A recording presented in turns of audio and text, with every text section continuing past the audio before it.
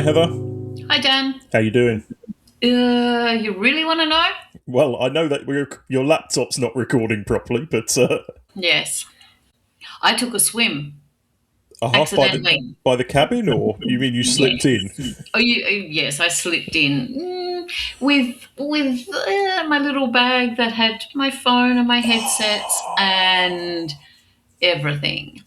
But and my life jacket, and I was really careful that my life jacket didn't pop, so I sort of managed to buoy myself. Yes. Anyway. Well, at least I had the microphones. True. Okay. Yeah. No, it's been busy here as well. Let's start with news. Because on Friday, Helsinki reached its 700,000th resident. Oh, so soon. Okay. Yes. Yes. Yes. So that was something that was discussed during Helsinki Day, wasn't it? So It was, yes. I thought that was an important piece of news. So I've been out and about again. Should we start with me or I've got one thing. I went to the boat show. So we talked about the boat show that was coming up. the floating boat show, as you put it? Floating boat show, yes. Lots of gaps, not so many boats, some businesses that normally we see and weren't there this year. Boats fall under discretionary spending. These are not things, unless you live on an island and you have to have a boat, they're not things that people absolutely have to have. And certainly you can tell that people maybe aren't buying boats at the same rate as earlier. Can you get electric boats yet? You can. Okay. Yes, absolutely, yeah. And actually we saw like a really big electric motor, like 300 horsepower or something. So a bit ugly, but yeah, you can get electric boats. Yeah. Has Elon moved into that market yet? You actually no. There's a lot of other. There's some companies that have been in the market for a while, and they've been improving their products over time. So now the battery life is longer, it's faster charging, and they're getting bigger. There are no Teslas of the sea, really. Are there any similar rules with boats that they have to be electric by a certain time, or there's nothing like that? Okay, not for boats, but for like big ships, like ships that are sailing like across the world. There are rules coming that their emissions need to be clean and cleaner by. Actually, my husband's the expert on this one. He would be able to like fill us in on all the dates, but there are protocols that the emissions that are coming from ships need to be cleaner, that ships need to actually plug in to the city network, and rather than run their engines while they're in harbour to keep the hotel systems running, they have to plug into the port. Helsinki Satama has done a lot of work to make their harbour like sustainable. Yeah. Yeah. Okay. Yes. Well, I've been out and about and seen some music and stuff. All right. Did you get to the Melku Championships? I didn't, but it was on Yle, so I did watch some. Okay, cool. The guy who was commentating was absolutely useless. They had commentary in English for some of the games, and he was overexcited but less than knowledgeable, which was hilarious. So that actually probably made it more interesting than if they'd had somebody professional. But also, Cricket Finland have been having because Finland are in the qualifiers it's the first stage of the qualifiers for the, I believe, Cricket World Cup in a couple of years. Okay. And it's being held in Finland this year. Nice. Finland have been playing, and all of their matches are being broadcast on Yle, on the Yle Arena site. So I caught the first Finland game. Where are they playing? Because I've seen Cricket Finland signs for Kerava. Kerava is where the national cricket ground is. Yes. And they're also they're playing half the games there, and they're playing half the games in Vantaa. Okay. Because they have a permanent wicket in Vantaa as well. And actually, where the Molku World Championships were, the Kenta behind the exhibition centre. Yeah, Kappula playing field. Yeah. They were playing it on the cricket pitch, and they had the wicket fenced off so that nobody could tread on it. Wow, nice. Yeah. So Okay, so Friday I went to Espanlava and I saw Jukka Tolonen, who we discussed in the last episode. We did, yep. Great set, great jazz band. Very difficult to take good pictures of him because he doesn't really look up. I might have one or two to work with from an hour's worth of set. Okay. But yeah, no, that was a good show, and I do like Esper as well. On a nice day, it's always a good gig there. It's a little bit windy that day, but not too bad. And then I headed out to Kapugrilli, the first time I've been there, out in Kapula. It's a small event space / bar to see the Love Potion Clubby.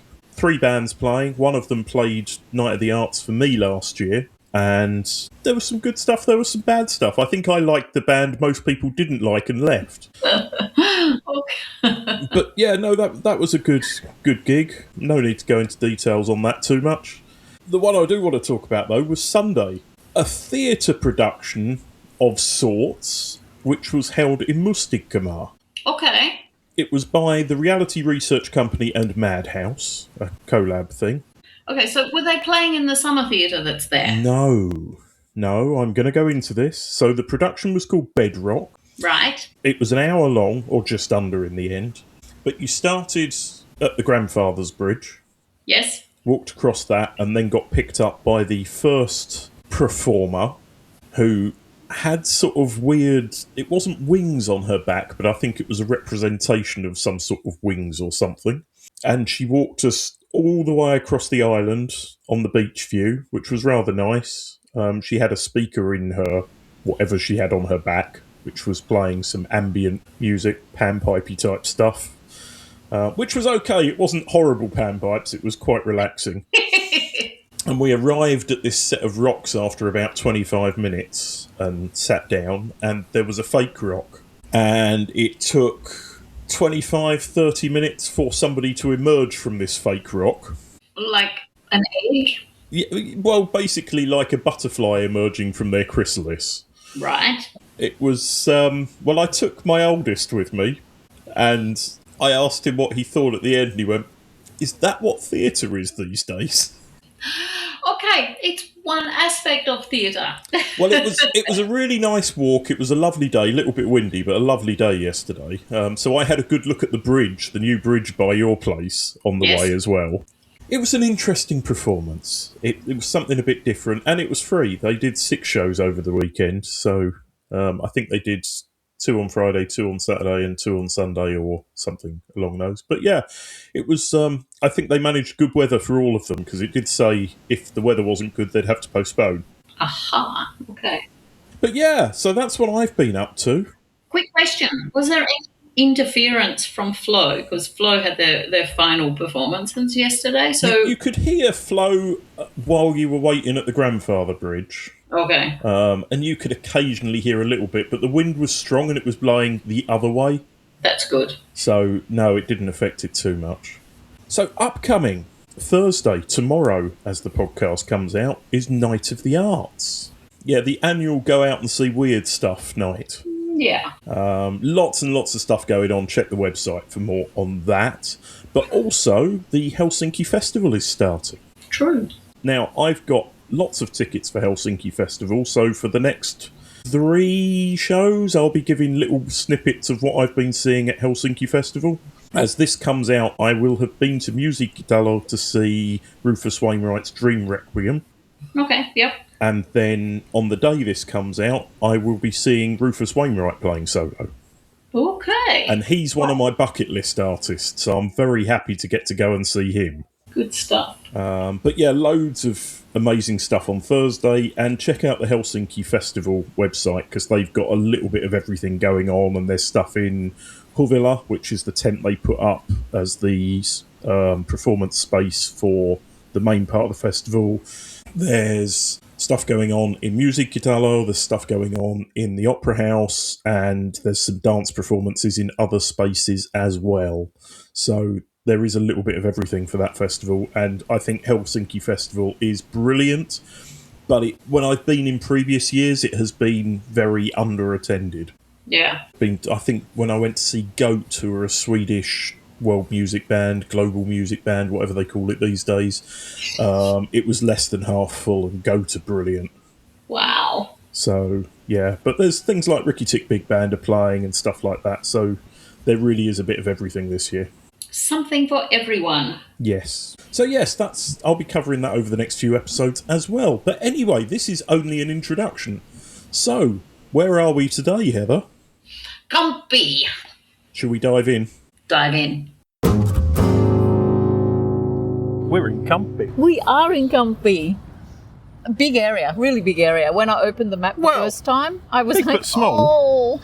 It's under a square kilometre. Yeah, but it still looks big. When you look at the map, and there's so much stuff here. It's a bit like Punavori that I think we've probably not done the area justice, but let's see at the end of the episode. So would you like to make the correction, or should I? You can correct me, because you can correct so me. way back when we did Etuturla, Etuturla, wasn't it? Or Yes. it wasn't Yes. Takaturla, Etuturla.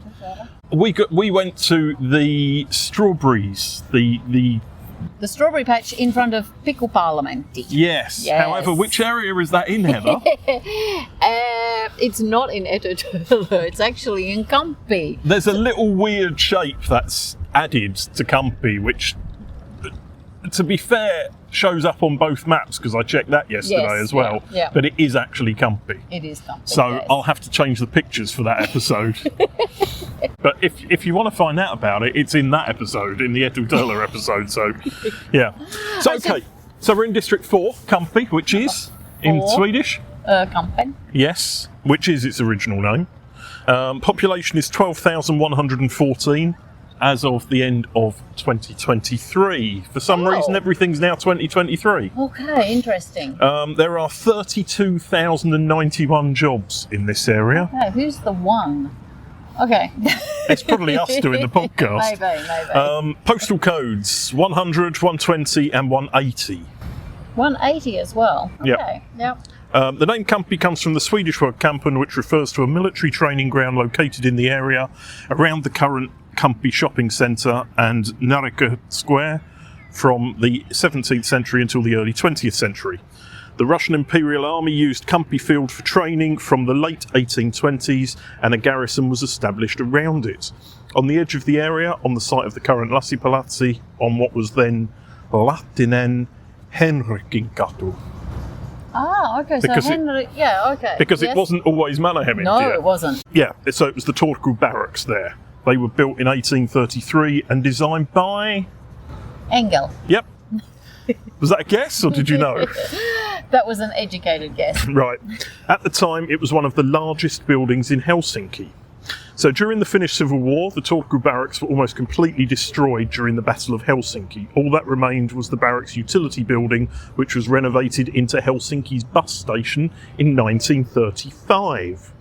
Most of Kamppi, especially its western and northern parts, were for a long time a suburb of the city, which attracted the working class population of the growing city and became the poor district as early as the mid-19th century. The western edge of Kamppi was dominated by wooden houses until well into the 20th century. On Lastenkodenkatu, there is still a block of wooden workers' apartments built in the late 19th century, the so-called Sadam Markan villas. The junk collectors' market, or Narenka, was established near the garrison along Simonkatu in the 1870s. Mainly Jewish merchants sold new and used clothes and other goods there. Narenka was closed in 1929. The market, which is connected to the current Kamppi Centre, or the Market Square, here, where we are standing, was named Narekatori in 2005 in honour of the area's history. Kampinkatu was renamed Urho Kekkonen's Katu in early September 1980 as a gift from the city to the president, who had just turned 80. Oh, okay. He had lived along Kampinkatu from the 1930s until he became president. Okay. Cool. So in the autumn of 2002, a project known as Kamppi Centre, considered to be the largest construction project in Finland, was started. A 300 times 100 times 10 metre pit was dug for the underground bus terminal. So that's, when I moved to Finland, Kamppi Centre was a massive hole in the ground, and they actually put windows in the side of all the things. You could see just how deep it was. Yeah. And man, that was a deep pit. Yes. So yeah, that's the basics about Kamppi area. Yep. It's got quite a rich history. It does. Surprised me that it was one of the poor areas. part of it was poor. Like Yeah. some parts on, like if we head Well, Boulevard. it was either army or poor. Yes, yeah. But even Boulevard back then, it wasn't until the late 1800s, early 1900s that they started to build that up. And we'll talk about that when we get there, because We I've will, got some facts yes. on some places there. While we're standing here, let me very briefly talk about Lassi Palazzi. Which is through the building and on the other side. Yes, so Lassi Palazzi is off of Mannerheim-Intia. Yep. It was completed in 1936 on the site of the old main building of the barracks, which we were just talking about. Yep. The combination of bus station and bazaar was part of Deputy Mayor Erich von Frenkel's efforts to make the city eligible for the Olympics. Ah, The glass palace was intended to be temporary, but the city's residents loved the site and it was allowed to remain, and it was renovated in 1998 last Okay. time. I think it's been renovated again since then, though, to be fair. I think some internal, but I don't think the exterior has been touched, but Right. the internal spaces have definitely been spruced up. I love that Yeah. Biorex. The cinema, it's the nicest cinema in It is, Helsinki. absolutely. Although it's too big. But it's Yeah. old-fashioned in the fact people used to go to the cinema, True. and those seats are so comfortable. I've Yeah. been to so many events in there. When it was renovated, because this middle building here, which has the Henry's pub in it, Henry's pub and That- the distillery. There's a distillery. well, that didn't here. used to be there. That's what I was going to say. Is this all got expanded, and the distillery and things were added along with this glass exterior yeah. on the inner side, and the other side they added the permanent stage, Yes. which is now used throughout the summer for events and things such as the World Village Fair.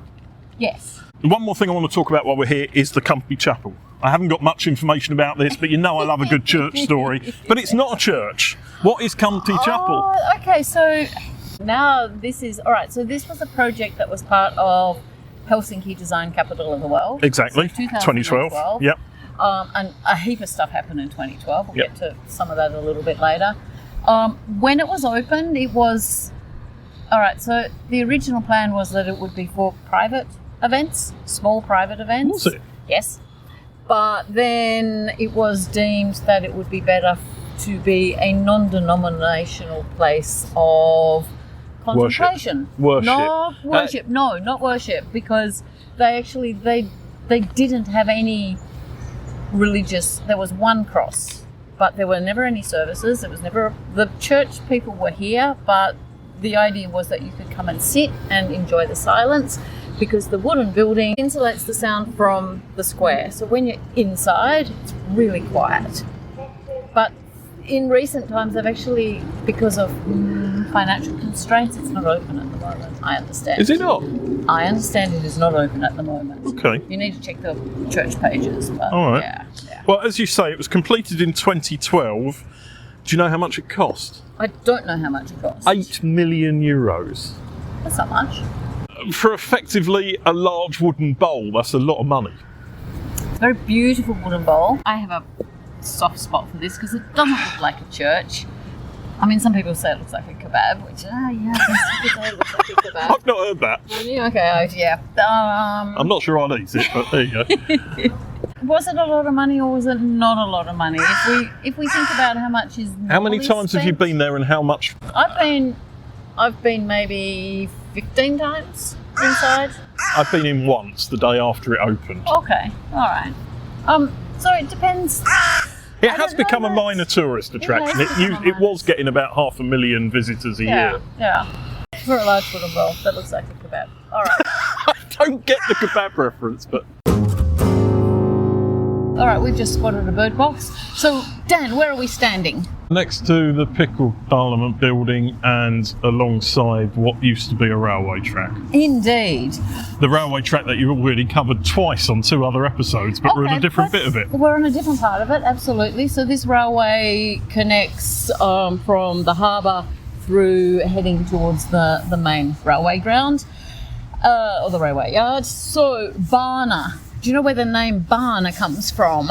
Well, it's used for roads, isn't it? For fast roads or something. So That's barn in... Oh, actually, it's a... Barn is a German word. We have Barna, which Like is Autobahn. Yep. Barna, which is a Swedish word.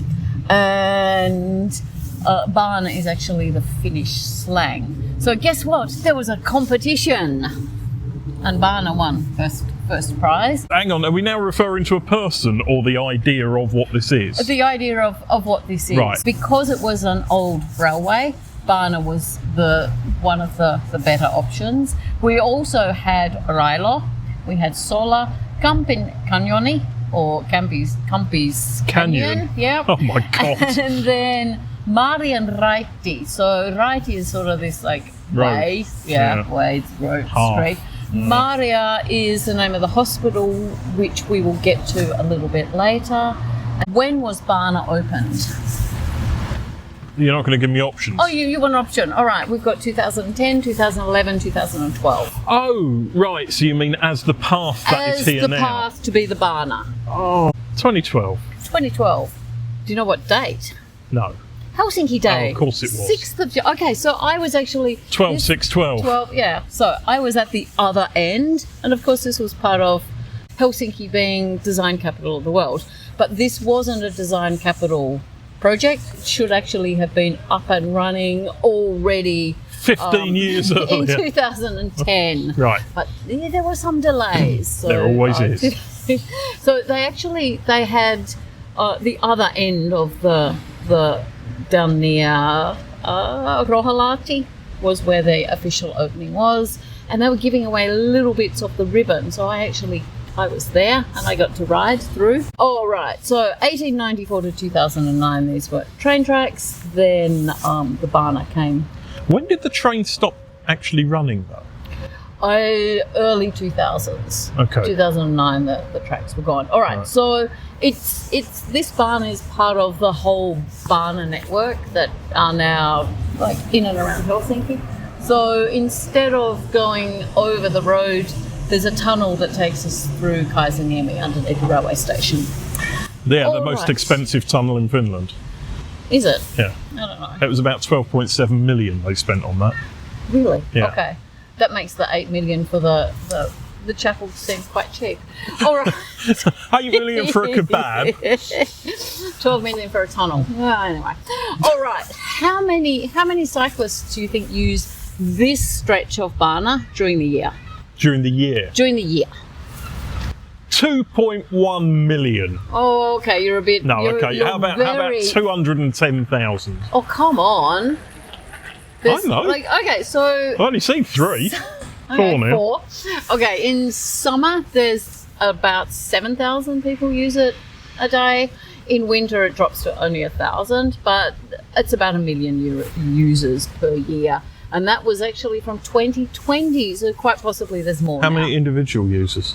That. I want the unique user number. You want unique user number? Well, we don't I reckon it's about 210,000. we don't tag people in their bikes. So, okay, let's say maybe it's 3,500 if people drive through and back again, or maybe 4,000 individual users. Okay. That's a good point. But yeah, so a lot of people are using maybe twice a day. Tennis Palazzi. Ham Museum, we are back. No. Tennis Palazzi first. Let's talk about the greater good. Okay. The Tennis Palace. Yes. When was it built? Are you inside? Was it 1935, 1937, or 1938? Say 37. Correct. It was originally intended as a car maintenance building for the 1940 Olympics. The arch structure and 4 tennis courts were built a year later when it was renamed the Car and Tennis House. The name Tennis Palazzi was initially used only for the sports facilities on the 3rd floor. During the 1952 Olympics, the hall served for what sport, Heather? I want to say tennis. It's too obvious. It's way too obvious. I'm going to say tennis. No, basketball. Basketball, okay. Basketball was played here, and so were the training facilities, but that was the only sport here. Okay. The building was designed by architecture student Helge Lundström and was ordered to be demolished in 1971. Seriously, this was student work? Yeah. Damn fine student However, work. public opinion changed and the building was allowed to remain. Renovated in 1999, it now includes Ham, an arcade, Hesburger, and the largest cinema complex of Finkina, or in Finland as a whole, of 14 screens. In 2018, the 6-metre high fiberglass sculpture of the seagull, which we are standing under, was erected. It was by sculptor Villu Jaanisu. It was erected on the canopy of the entrance. Is that only since 2018? Yes. Really? Yeah. I feel like it's been there forever. I know. So should we talk about ham while we're here? Well, we've been to Ham before, but let's Several talk times. about Ham. Yes. What year did Ham open here? Oh, 1980. Open here. Oh, yeah, I think you probably just said, but 98. No, 2015. Hey, where was Ham before this? It's been in a few different places. Okay. I didn't write that down because they're not in this area. Okay, that's fine. It's supported annually by approximately €2 million budget from the Helsinki Department of Culture and Leisure. The Helsinki Art Museum looks after the public sculptures and other art collections owned by the city of Helsinki. There are approximately 200 works of art in Helsinki park streets and squares as part of the Helsinki Art Museum collection. And we keep bumping into them. And in addition, the collection also includes works acquired from properties owned by the city. It owns approximately 8,800 works. Yep. That is what is owned by the city. Yes. So every time they go off to another country to be exhibited, etc., the city gets some money back in its pocket. So it's kind of a cool way of having a budget and having some money coming into the kitty. The City Art Museum organises and supervises projects related to the acquisition, implementation and placement of new public works of art, and the Art Museum is also responsible for the condition and maintenance of public works and their registration. So they do a lot. It's not just the place that people come to visit here. Oh, there's a massive absolutely. admin section attached to this particular museum, which runs so much of the Helsinki art scene. And actually, the Helsinki Art Museum interactive map is a really good way to find all of those pieces that are out and about. Yes, and also stuff that isn't even owned by them, they've got listed as well, so that's good. So that's all in this building, which could have been demolished in 1971. I'm glad it wasn't. It's a very nice place. Okay, we're sitting down. So look around, Dan. What do you see? Buildings. Buildings. Okay, what does it look like? It's a university campus of something. Oh, so not really a university campus. It's the site of Maria 1 or Maria 01. So this is a startup hub. Oh, okay. But before it was a startup hub, what do you think it was? No idea. It's a hospital. Oh, So this was actually when I was living in Herttoniemi or Herttoniemi-Ranta. This was our designated hospital. So I have memories of coming here to get stitches because I had an accident with, you don't want to know, but I had an accident. I needed stitches in my finger. So I came here. Were you cooking? I was. Actually, I was opening a bottle of wine, which is like really bad. I hope you drank enough to not need the anaesthesia when you got there. Actually, I just needed stitches. Let's just leave it at that. I have a very nice scar on my finger. Thank you very much.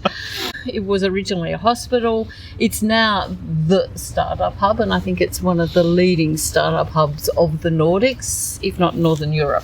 Okay, so it's a one-stop shop, whether you are an investor, whether you're looking to partner up with someone, or if you're a startup. So it was originally called Maria's Hospital, and the Maria Inn that we're talking about was Alexander III's wife, Maria Feodorovna. It was named after her and was the first hospital in Helsinki. So it's been as a hospital, lots of different things over the years. It was both a war and a public hospital. So during First World War and then Continuation War and Winter War, it was a military hospital. It was also, if I come back to the beginning, it was a TB. Ah, Studios? no, TB, tuberculosis. Oh, TB, I heard TV, not sorry. TB, tuberculosis hospital, up until 1926.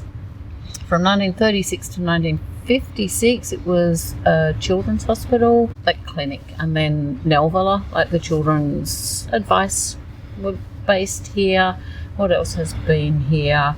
It became the local hospital in 1959, but then emergency services stopped in 2009.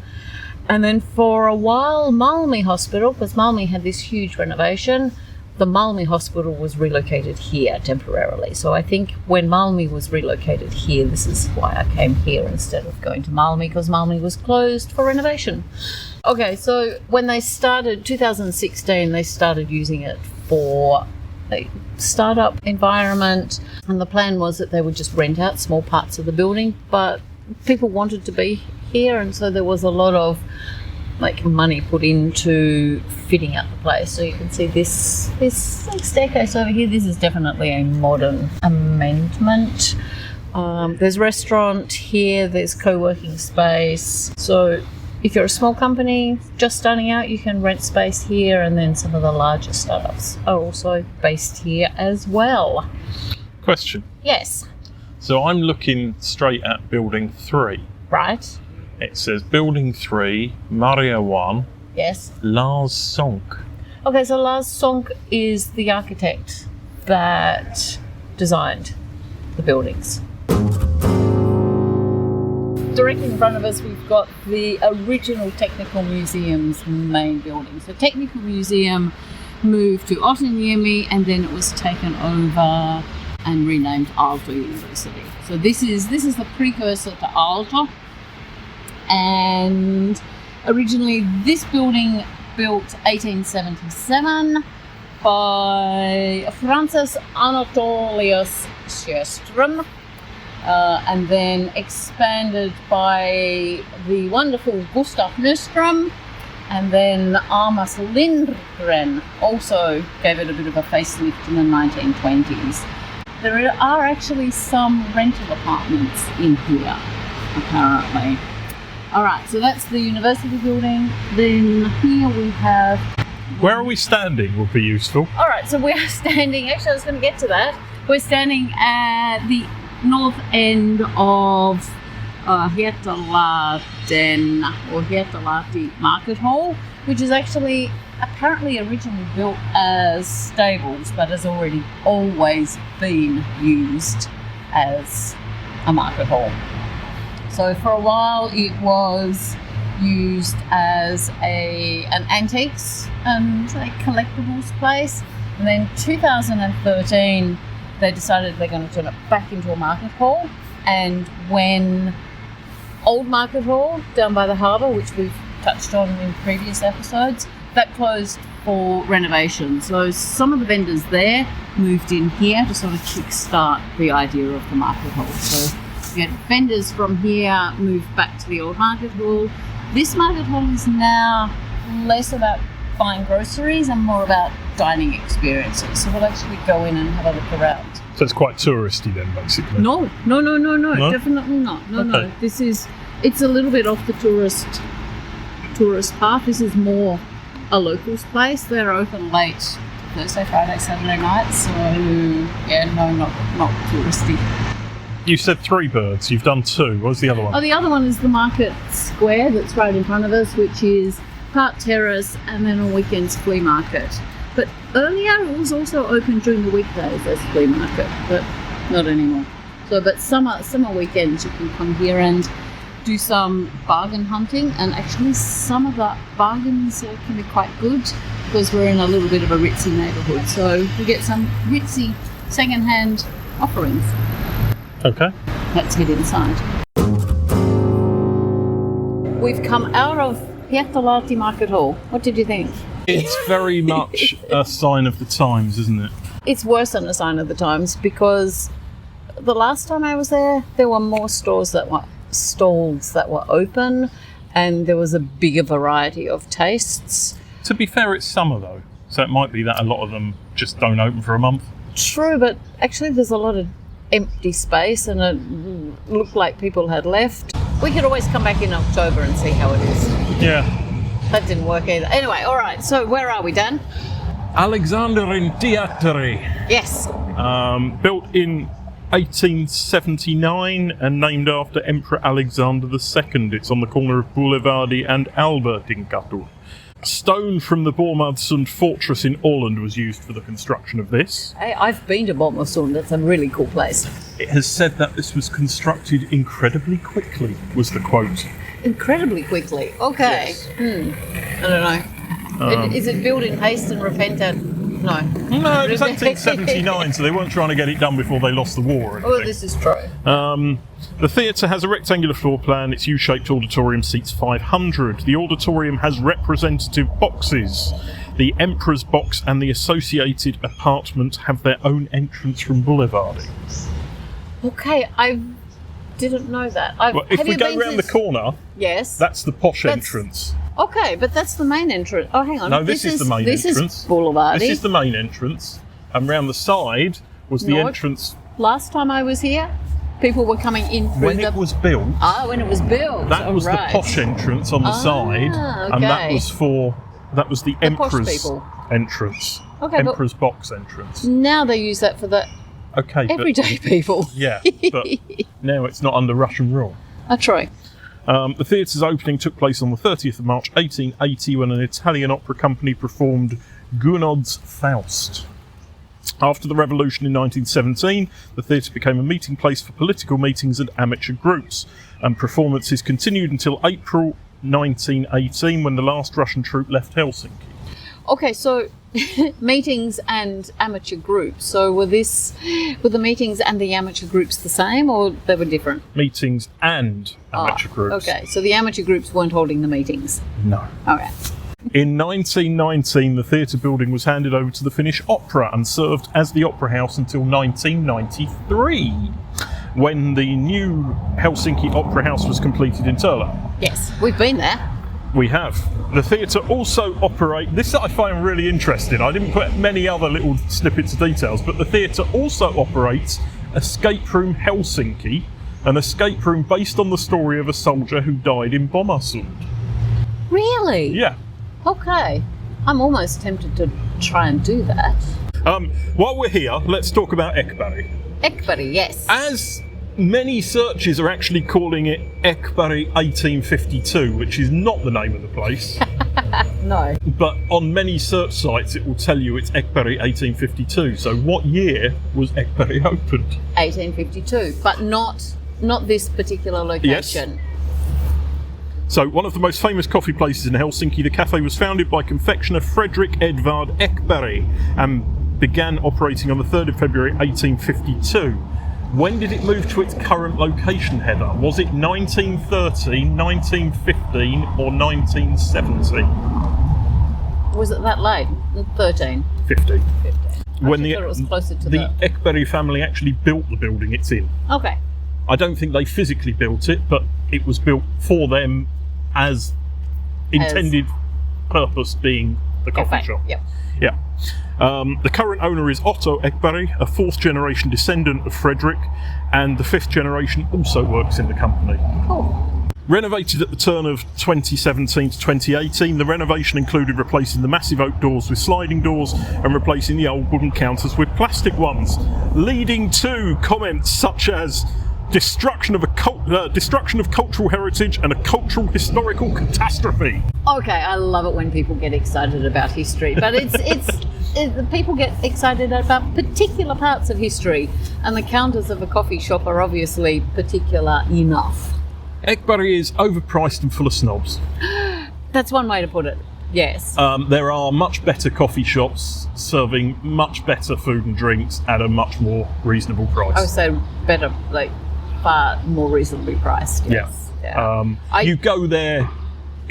Unfortunately, it's still a place you go to be seen. Yes.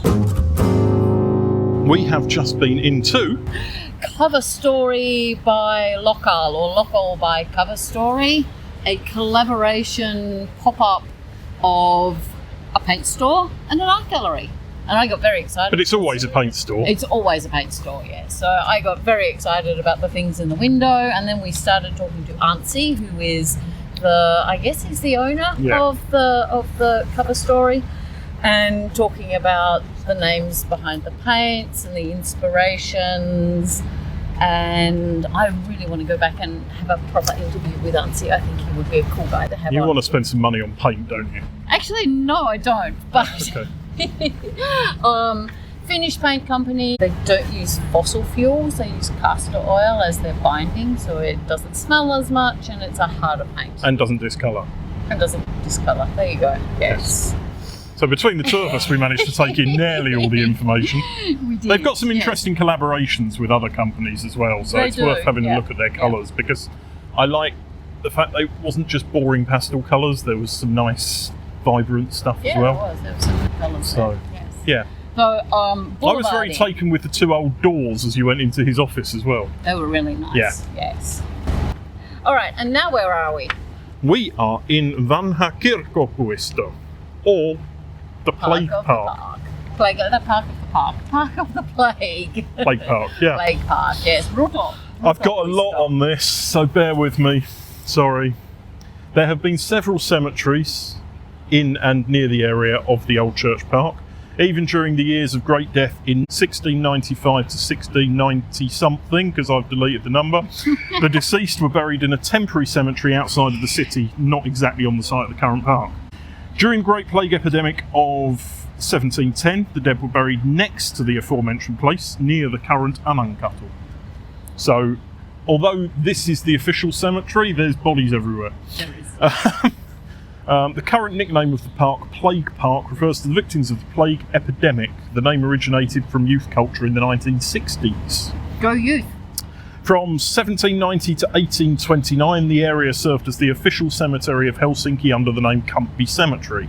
The old church, designed by Engel, surprise, surprise, was completed in 1826. It was built so that Ulrika Eleonora's church and its churchyard could be removed from Senate Square. So the new church could be built. Yes. The park contains 3 memorials to heroes from early years of independence, 54 German soldiers who fell during the capture of Helsinki in the Civil War were buried here, 16 Finnish White Guards 3 days later, so April the 16th, 1918 and April the 19th, 1918. The monuments erected on the graves were unveiled simultaneously in 1920.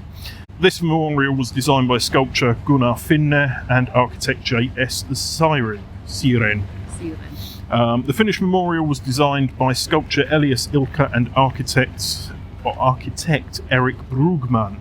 Thirdly, the Estonian Visitors' Heroes Grave contains the remains of 31 Finnish volunteers who fell in the Estonian War of Independence in 1919.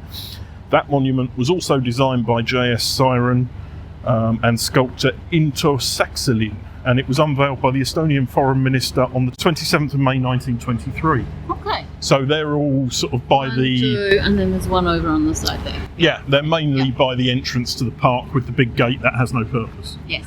Although it used to have a fence around this park, which is why there's a gate there. Okay, I've never seen it. We're with a talking fence. about until about 1948 or Okay, something, so fair. the fence went a long time ago.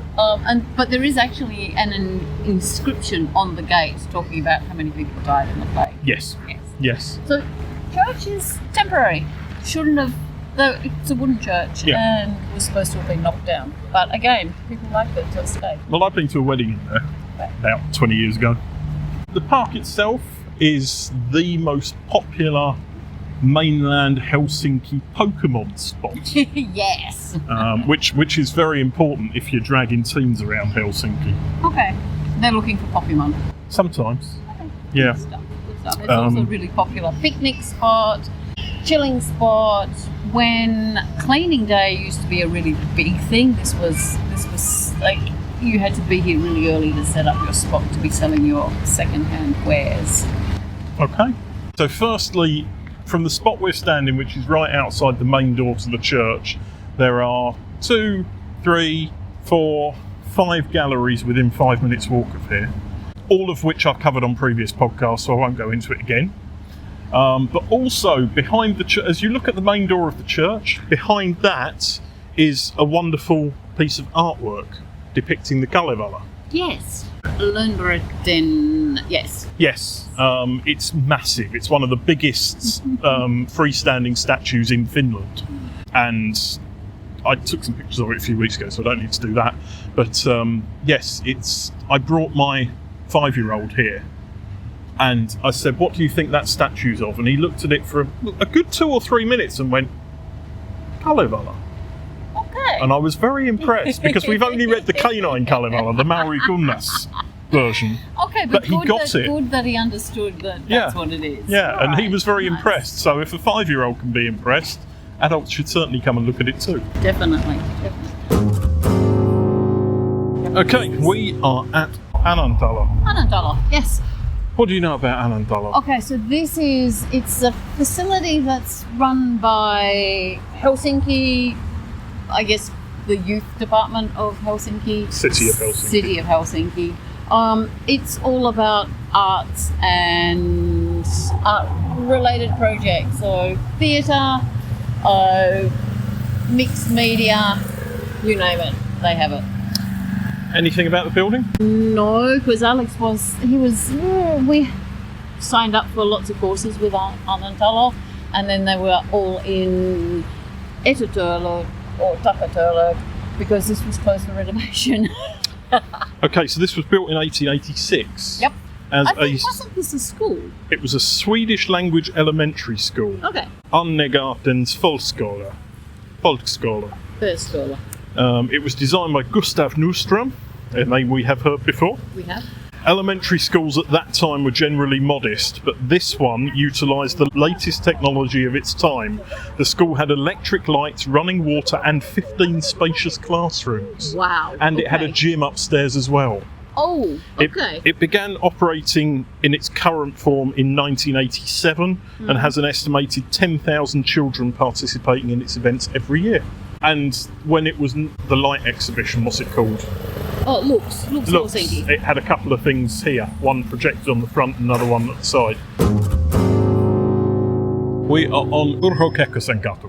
True, yes.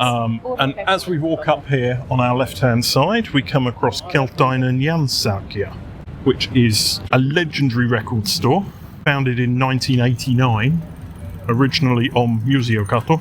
Yeah. It then moved to Frederikinkatu for a couple of years, but since spring 1993, it has been on this street. It's moved once, like down a door. Okay. But it is a legendary record shop. That and Black and White, which is over in Kallio, are the two sort of most legendary independent music shops. The company's named, this is the best bit, the company's named after the Finnish translation of the Beatles song Yellow Submarine. Because it's sort of in joke because it's Yellow Icebreaker in Finnish. Yes, They've changed it to. The song was originally performed by Simo Salminen and Spede Passanen and written by Juha Vainio. Okay. So all very well known names in the industry. Extremely well known, yeah. But yeah, it's a great record shop to go in and have a delve. Their vinyl selection is immense. This one focuses mainly on new records, not second-hand. Yep. Whereas Black and White is the opposite. Yeah. But yeah, fantastic store. If you've got an hour and you want to have a browse, you'll find something there, definitely. And just a little bit further up is the most legendary music venue in Finland. It's a place called Tavastia. So for anyone who doesn't know that, you either don't live in Finland or you don't like music. Possibly both. Yeah. Basically, in 1931, the Hämäläis-osakunta had the Hämäläinen house built, which is what that building's called. Right. And it included a ballroom where the Osakunta began organising dances for university students to raise funds for its activities. A large number of pop music stars of the time performed at Hämis. However, the dance music remained in a clear leading role until the late 60s, when new types of clubs began to be established in the capital to better meet the preferences of young people. Hämäläis-osakunta founded the Tavastia Club in 1970, and it is now one of the best known live music clubs in Finland and the oldest in Europe. Oh, that I didn't know. To boost the popularity of the Tavastia Club, Jussi and the Boys recorded Elton John's Crocodile Rock in Finnish in 1973 under the name Tavastia Rock. The single was recorded on the 4th floor of the Hämäläinen building, and after its release, the then chairman of the board, Juhani Merimaa, toured bars and clubs around Helsinki, setting all the jukeboxes to play Tavastia Rock in a loop. Classic. Now, this guy, Juhani Merimaa, is so significant. He only stepped down 3 years ago, and he has done all the bookings for Tavastia, and the old Tavastia DJ, Tommy Hammerlainen, ran semi-final until the same time. Absolutely legendary duo of bookers for Finland, because young bands would get their start in semi-final, which holds about 180, and then when they were big enough, they'd move up to Tavastia, which is about 900 capacity. Yeah. When I moved to Finland first, I was spending 3 nights a week in Tavastia and semi-final watching bands. It's, you know, it is legendary. The only problem recently is since it got taken over by other people, it's very much focusing on Finnish bands. There's not that many touring bands coming through, but that's also because of what's going on with our neighbour, etc. There are less foreign bands coming to Finland now. I've seen some incredible bands in there. I've seen it when there's been 10 people there, and I've seen it when there's been probably more than 1,000 when there shouldn't have been. Okay. So it is just one of those venues that everybody has a memory of. I'm sure you've got a memory of seeing something in Tavastia. Okay, so we just had lunch in Pretty Boy Wingery. Kamppi, Kortteli, something. Deck 5. Oh, what am I talking? Deck 5. Level 5. You've been on the boat all I've week. been on the boat, yes. Did you have 5 decks on your boat? I thought you just had a little... one boat. We have one deck. Like, none of this, like, yeah. All right, so... You didn't sail on a liner through the through the archipelago. No. Yeah, that was good food. I had the crunchy peanut chicken noodle thingo. Yeah, very good. I went with the chicken burger. Yeah. Very melt in the mouth. It was yummy. Yeah, and lots of crisps, I see, or fries. And it was €12. It was even cheaper than a lunch menu. Actually, I think €12 is the perfect lunch price. Salad and coffee, if you could wait for the coffee. Not the greatest salad selection, but enough. It was enough. And the coffee was, it was okay. I don't know. I didn't get any. Yes. I got and that was all I managed.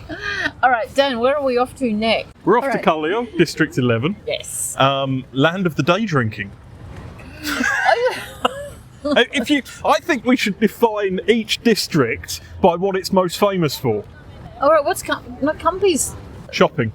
I was going to say, like, going somewhere else. Shopping and previously people being shot.